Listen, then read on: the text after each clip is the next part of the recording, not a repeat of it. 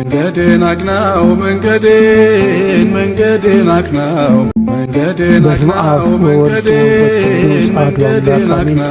ውድ የቻናላችን ቤተሰቦች እንደምን ሰነበታችሁ? ሰላም እግዚአብሔር ከእናንተ ጋር ይሁን። ዛሬ በዚህ ቪዲዮ መንፈሳዊነትና መለኪያው በሚል ርዕስ አንዳንድ ሀሳቦችን አንስተን እንነጋገራለን። አብራችሁን እንድትቆዩ በአክብሮት እንጋብዛለን። መንፈሳዊነት ማለት የአንድ ሰው ከፈጣሪ ጋር ያለው ግንኙነት ጥልቀትና ጥራትን የሚያመለክት ጉዳይ ነው። ይህ ግንኙነት በዳግም ልደት ሂደት የሚጀመር ሲሆን ዓላማውም በየዕለቱ የመንፈስ ቅዱስን ድምፅ እየሰማን ከስጋዊ ፍላጎት ወደ መንፈሳዊ አስተሳሰብ የምንሸጋገርበት ነው። እውነተኛ መንፈሳዊነት በውጫዊ ድርጊቶች ወይም በስሜታዊነት የሚገለጽ ሳይሆን የውስጣዊ ማንነትና የህይወት ዓላማ ወደ እግዚአብሔር ፈቃድ መለወጡን የሚያሳይ ጉዳይ ነው።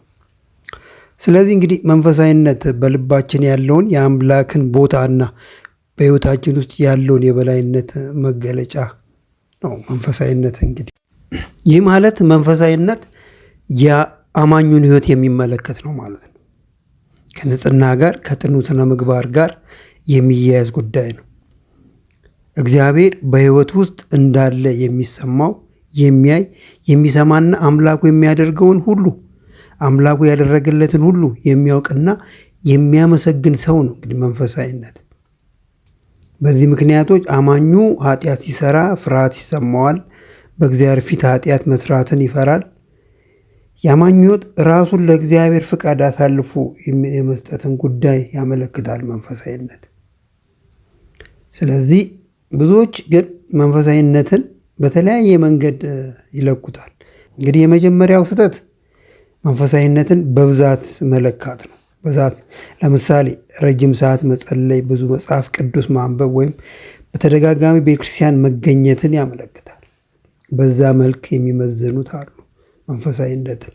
ሁለተኛው በስሜታዊነት የሚመዝኑት አሉ። በአምልኮ ጊዜ ከፍተኛ ስሜታዊነትን ማሳየት ወይም ደግሞ በጮክታ ጮክ ብሎ በመናገር መንፈሳዊነትን የሚገልጹ ሰዎች አሉ።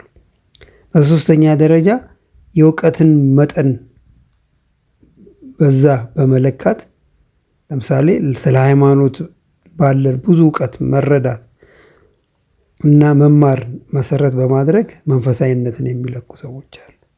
በአራተኛ ደረጃ ደግሞ ማዕረግን መሰረት በማድረግ በቤተክርስቲያን መዋቅር ውስጥ ከፍተኛ ስልጣንን ወይም አገልግሎትን መያዝ መሰረት በማድረግ መንፈሳዊነትን የምንለካበት መንገድ አለ።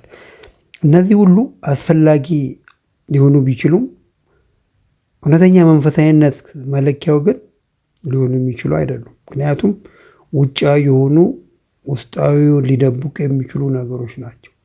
መንፈሳዊነት የሚለካው ከአማኙ ህይወት ጋር ነው። ህይወቱ ምን ይመስላል ነው ከእግዚአብሔር ጋር። የመንፈሳዊነት ትክክለኛው እና ብቸኛው መለኪያ የመንፈስ ፍሬ ነው። ይህ በገላትያ መልእክት ላይ እንደተዘረዘረው ፍቅር፣ ደስታ፣ ሰላም፣ ትዕግስት፣ ቸርነት፣ በጎነት፣ እምነት፣ የዋህነት፣ ራስን መግዛት የተባሉ የመንፈስ ፍሬዎችን የሚያፈራ በእግዚአብሔር መንፈስ የሚመራ በአጠቃላይ መንፈሳዊነት የሚለካው በምንናገረው ሳይሆን በምንኖረው ህይወትና በምንሰጠው ፍሬ ነው። መንፈሳዊነት ከፈጣሪ ጋር ወደ ሙሉ አንድነት የሚያደርስ ጉዞ ነው። መለኪያውም ክርስቶስን ባህሪ የመምሰል ሂደት ነው። ኃይል፣ ስኬት ወይም ዝና ሳይሆን የእውነተኛ መንፈሳዊነት ምልክቱ በህይወት ውስጥ የጽድቅና የፍቅር መብዛት ነው። ይህ ሂደት የማይቋረጥ ትጋትና ራስን መግዛትን የሚጠይቅ ነው። መንፈሳዊነት ማለት በቅዱሱ በእግዚአብሔር መንፈስ መመራት ማለት ነው። በዛ የሚመሩ መንፈሳውያን ናቸው። እንግዲህ መንፈሳዊነት ብዙ መለኪያዎች አሉት፣ ብዙ መገለጫዎች አሉት። አንደኛው ፈሪሃ እግዚአብሔር ነው። እግዚአብሔርን መፍራት ነው። እንግዲህ እግዚአብሔርን መፍራት ስንል ቅዱስ አምላክ በመርበርበድ ወይም በቁጣው ይቀስፈና በማለት መፍራት ማለት አይደለም። ክብርና አክብሮቱን በመስጠት እግዚአብሔር ማን ነው የሚለውን ማንነቱ ማወቅና ለታላቅነቱ፣ ለቅድስናው፣ ለፍርዱ ጥልቅና አክብሮት በመስጠት አድናቆት በመስጠት የሚደረግ የፍርሃት አክብሮት ነው። ቅዱሳን መላእክት እግዚአብሔርን እየተንቀጠቀጡ ያመሰግኑታል። አንድ ልጅ አባቱን እንደሚፈራ በፍቅር ልንፈራው ይገባል። ሌላው ደግሞ በግርማ ሞገሱ እንድንፈራው ያደርገናል። እግዚአብሔር ገናና ድንቅ ስለሆነ። ስለዚህ መንፈሳዊነት አንደኛው መለኪያው ፈሪሃ እግዚአብሔር ነው። እግዚአብሔር ልንፈራው ይገባል። እግዚአብሔርን የሚያሳዝንና ከእርሱ ጋር ያለንን ግንኙነት የሚያቋርጥ ማንኛውንም ነገር መጥላትና መራቅ ያስፈልጋል።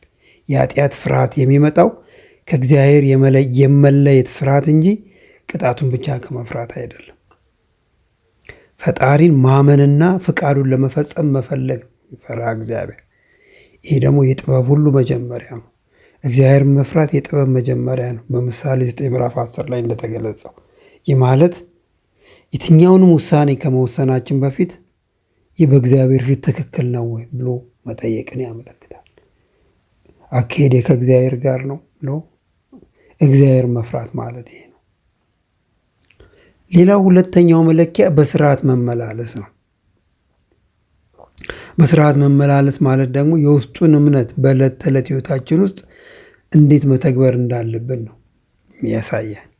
ትእዛዙን መጠበቅ፣ እግዚአብሔር የሰጠንን ትእዛዝ እና ሕጎች ለመጠበቅ መጣር፣ በሕይወታችን ሁሉ ተግባራዊ ለማድረግ መሞከር ነው። እግዚአብሔርን መታዘዝ እና ሰውን መታዘዝ የመንፈሳዊነት መለኪያ ነው። ለምሳሌ የቅዱሳንን ታሪክ ብንመለከት ቅዱስ ዮሐንስ ሐፂር ግብፃዊው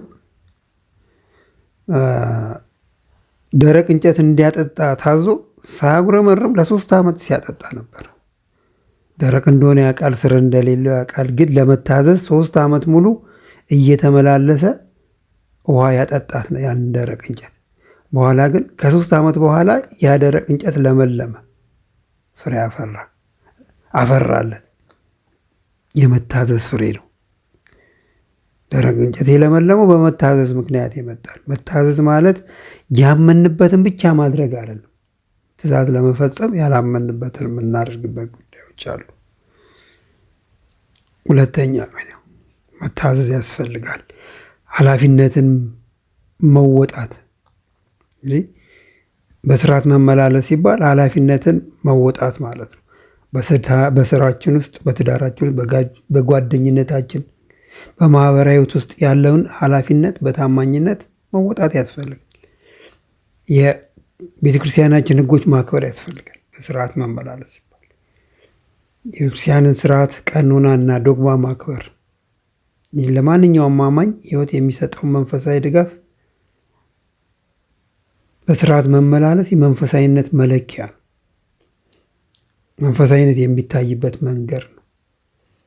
በውስጥ የያዘውን ፍርሃትና ክብር ካለ በውጭ አኗኗችን ላይ ይገለጻል። ሰዎችን ከማሰናከል እንጠበቃለን። እግዚአብሔርን የምናከብርበት መንገድ ይሆናል። ስለዚህ እግዚአብሔር መፍራትና በስርዓት መመላለስ የአንድ ሳንቲም 2 ገጽታዎች ናቸው። ስርዓት የሌለው ፍርሃት ከንቱ ነው። አንድ ሰው እግዚአብሔርን እፈራለሁ እያለ በስርዓትና በትእዛዝ የማይመላለስ ከሆነ ያ ፍርሃት የማይተገበርና ስሜታዊ ብቻ የታይታ ነው። ሌላው ፍርሃት የሌለው ስርዓት ደግሞ አለ። አንድ ሰው ደግሞ ትእዛዝና ስርዓቶችን በውጫዊ መልኩ ብቻ ከፈጸመ በውስጡ ግን ለእግዚአብሔር ክብርና ፍቅር ከሌለው፣ ፈሪሃ እግዚአብሔር ከሌለው ያ ስርዓት ሕይወት የሌለውና ግብዝነት ይሆናል ማለት ነው። አጠቃላይ በእግዚአብሔር ፊት ትክክለኛ ሕይወት የሚኖር ሰው በውስጡ ባለው ለእግዚአብሔር ባለው ፍርሃት ይመራል። ይህ ፍርሃት ደግሞ በውጭ ባለው በትእዛዙ የመመላለስ ስርዓት ይገለጣል። አንዱ የሌላኛውን ትክክለኛነት ያረጋግጣል ማለት ነው።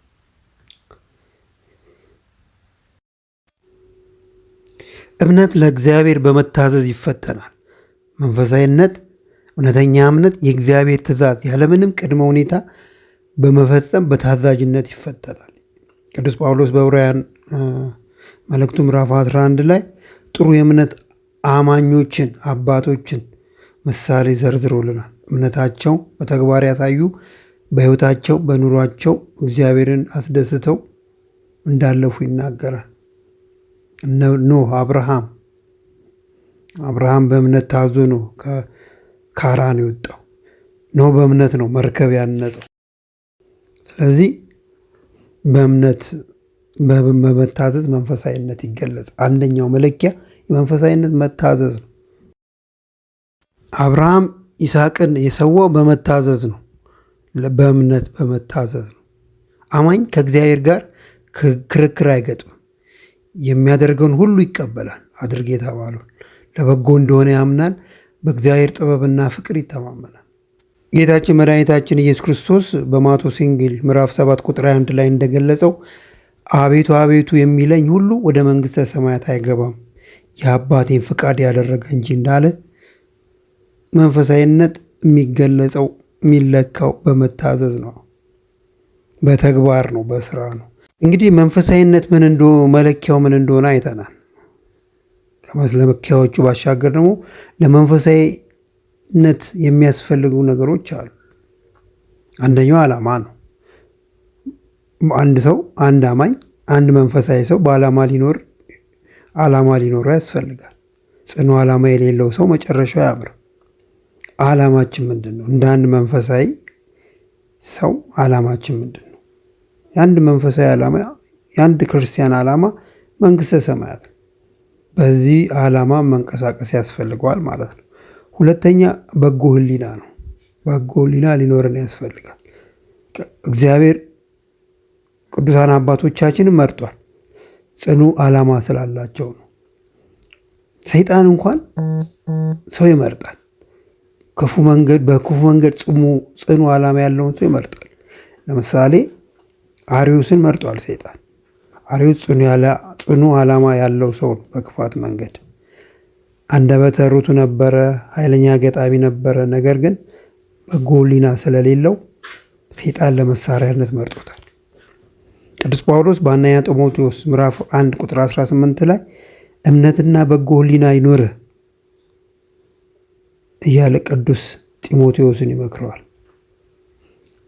ቅዱስ ጳውሎስ ጢሞቴዎስን የመከረው በጎ ሕሊና እንዲኖረው።